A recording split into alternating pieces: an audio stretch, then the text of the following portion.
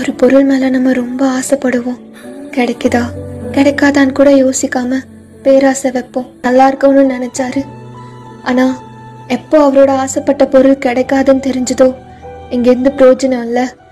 நான் ஆசைப்பட்ட பொருளை என்னால் மறக்க முடியல, ஸோ அதை மறக்கிறதுக்காக இன்னொரு பொருள் வாங்கணும் அப்படின்னு நினச்சி என்கிட்ட வந்தார்.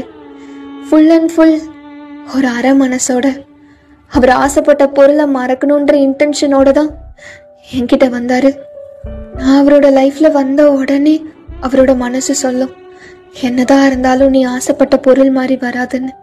அட் த சேம் டைம் அதே மனசு மறுபடியும் சொல்லும், தன்னை தானே கம்ஃபர்ட் பண்ணிக்கோ ஃபேக்கா. நான் ஆசைப்பட்ட பொருளை விட இப்போ எனக்கு கிடைச்சது நல்லா தான் இருக்கு, பெஸ்ட் அப்படி இப்படின்னு தன்னை தானே சமாதானப்படுத்திக்கோ.